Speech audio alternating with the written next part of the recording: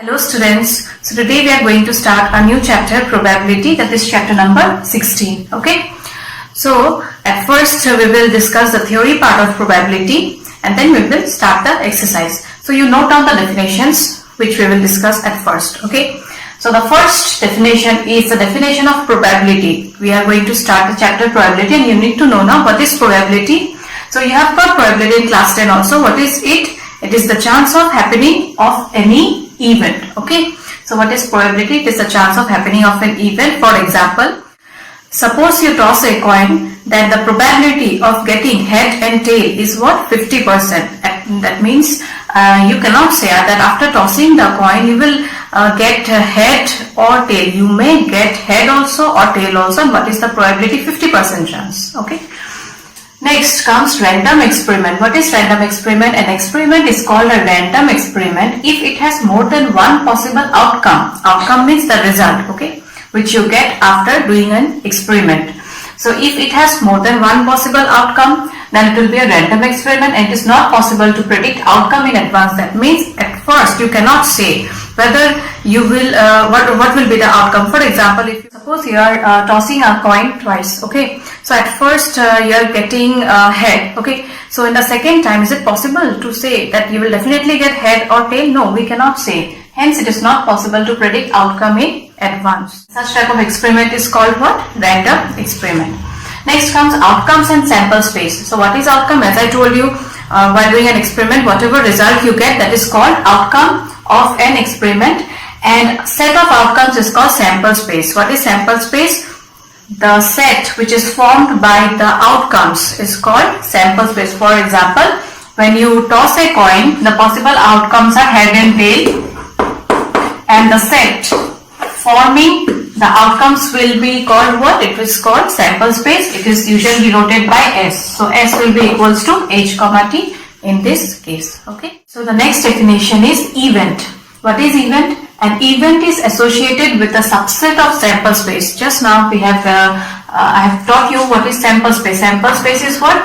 It is the set formed by outcome of any experiment, okay. So for that we have taken the example of tossing a coin, hence the outcomes are head and tail. So H comma T will form what? A sample space. And subset, what is subset? These are the subsets, okay. These are the subsets of the sample space. Head is the subset of the sample space, tail is the subset of the sample space, right? So an event is associated with a subset of sample space. It is classified into various types. Now various types of events you will get. So what are they?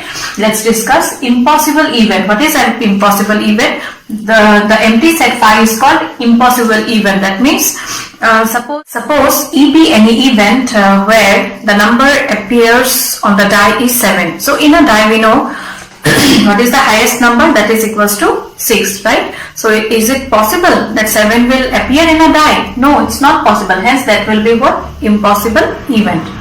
Okay, next comes sure event. So what is sure event? The event which is certain to occur. That means we know that it will happen only. Okay, such type of events are called sure events. For example, suppose if I say that E be any event that the number appears on the die is 6. So it is sure. 6 appears in a die. Hence it will be what? Sure event. Next comes simple event. What is simple event? If an event E has only one sample point. Now what do you mean by one sample point? It means that suppose you are tossing a coin twice, okay, and if you toss twice, there is possibility of getting head and also tail, right? So these are your simple events. In simple event, only one sample point has to be present. If you toss thrice, H, you will get T, you will get. So these are what? Simple events where only one sample point you will get. And the next is compound event. What is compound event? If an event has more than one sample point, that means if you toss a coin twice, you will get head, tail, head. So this will come under your what? Compound event. Or if you toss it twice, you will get head, tail, or head, tail, head. Okay, where both will appear. That means more than one sample point is occurring. So hence it will be called what? Compound event.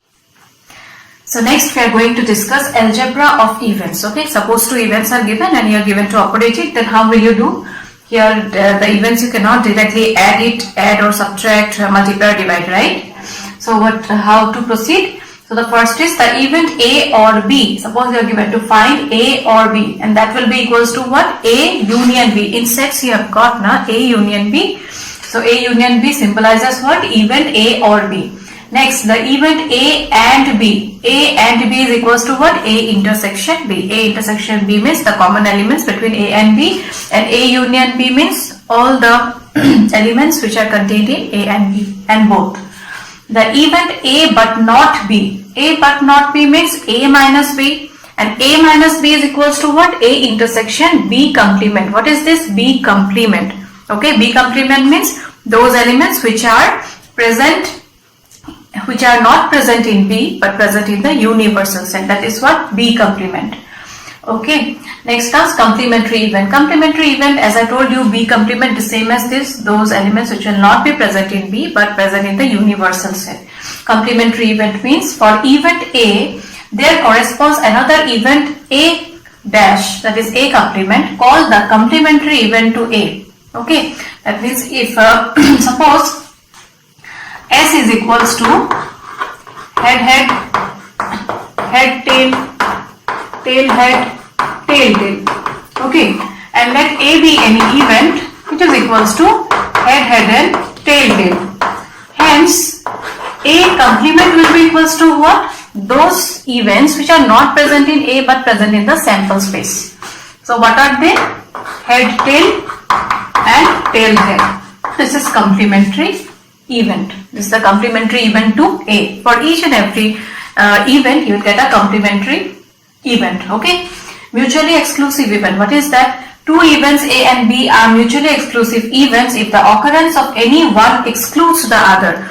Occurrence of any one excludes the other means if one occurs simultaneously, another cannot occur. That is, A intersection B is equals to 5. Both the two events has to be disjoint.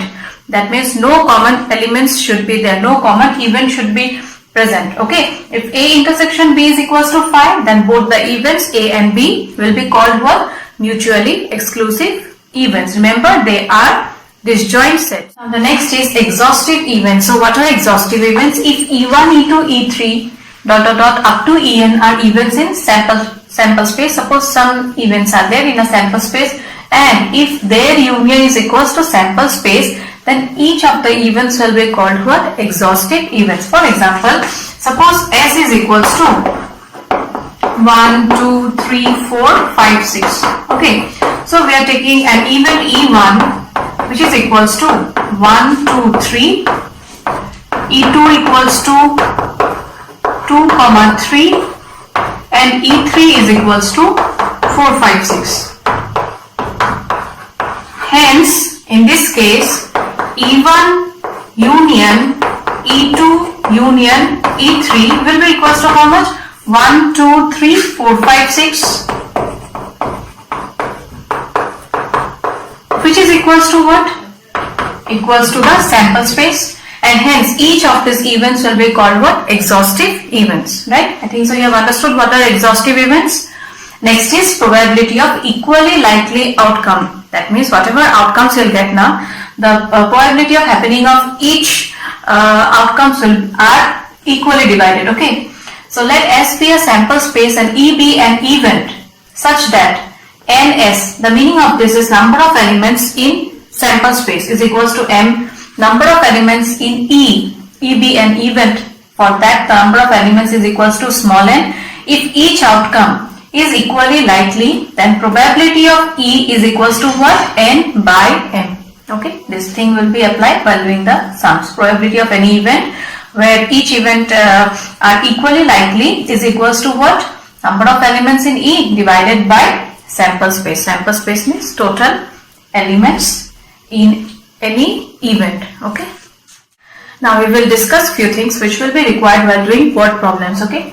So it is given, let A, B, C be any three events. Then probability of A union B. Suppose you are given to find probability of A or B. So probability of A or B is equals to A union B.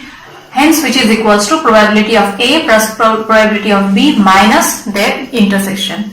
Next, you have to remember this, probability of any event lies between 0 and 1.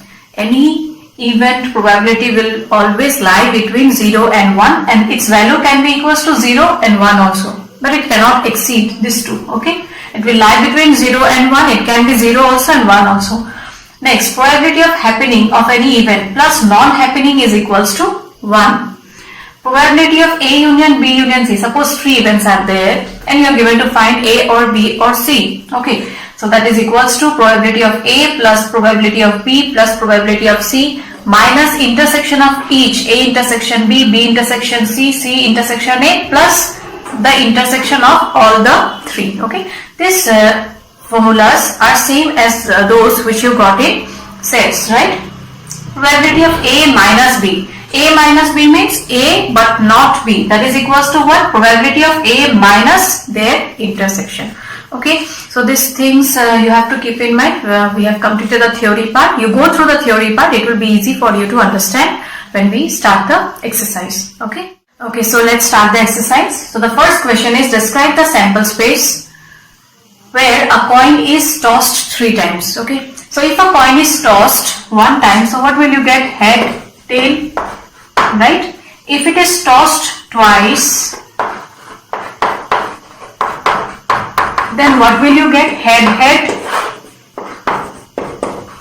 head, tail, next tail, head, and tail, tail, right? Now you are given to find the sample space when the coin is tossed 3 times. That means this sample space will go with another head and tail. Okay, so this way you find the answer. Why? Because if this way you find it out now, then no outcomes will be missing. Or else if you directly go on writing, so it may be missing, and at times, sometimes it happens, you may not find it out which one you have skipped. Okay, so it will be better if you find it out this way and then write the sample space. Okay, so let's write now. So sample space S will be equals to how much? See, head will go with all the outcomes here, and next tail with all the outcomes. So first will be head, head, head, next head, tail, head, tail, head, head, tail, tail, head. Okay, so 4 we have got already. Next, all these outcomes will go with tail now. Head, head, tail, head, tail, tail, tail, head, tail, tail, tail, tail. Hence, how many outcomes you are getting? 1, 2, 3, 4, 5, 6, 7, 8. Or you can check this way also in a coin, total how many outcomes are there. If you toss it once, 2 outcomes. So 2 outcomes. It has been tossed how many times? 3 times. So 2 cube, that is equals to 8. Hence, we are getting 8 elements. Okay. Next, number 2. A die is thrown 2 times. In a die, total how many elements will you get? You will get 6, right? So 6, and it is thrown twice. So 6 squared is equals to 36. Hence, total events in the sample space will be equals to 36. So let's find it out. So S will be equals to 1, 1, 1, 2, 1, 3, 1, 4, 1, 5, 1, 6. Similarly, we'll write for 2, 2, 1, 2, 2, 2, 3, 2, 4, 2, 5, 2, 6. Next, 3, 1, 3, 2, 3, 3, 3, 4, 3, 5, 3, 6. Similarly, you have to write it for 4 and 5 also. 4, 1, 4, 2, 4, 3, 4, 4, 4, 5, 4, 6, 5, 1, 5, 2, 5, 3, 5, 4, 5, 5, 5, 6, and the last one is 6, 1, 6, 2, 6, 3, 6, 4, 6, 5, 6, 6. Hence, how many are you getting? 1, 2, 3, 4, 5, 6. 1, 2, 3, 4, 5, 6. Total 36. Okay. So this way we represent sample space of any event. Okay, I think so it's clear all of you. Next question is, a coin is tossed and a die is rolled only in case a head is shown. Okay, so if you toss a coin, then you will get head and tail both. But if you get head, then only you will roll a die. Okay, hence sample space will be equals to, see, if you get a head, then you will roll a die, right? So along with head, there is probability of getting 1 belonging to the die, 2, H2, H3, H4, H5, H6. But that doesn't mean you will not write the tail. You have to include this because they say that a coin is tossed. You cannot say that whether you are getting head or tail. If you get head, then you roll a die. But if you may get tail also, for that condition is not mentioned, but you have to write it here. Okay. So students, we have done few questions today. You practice this, and few more are left. We will do it in the next class. You practice and let me know if you have any doubt.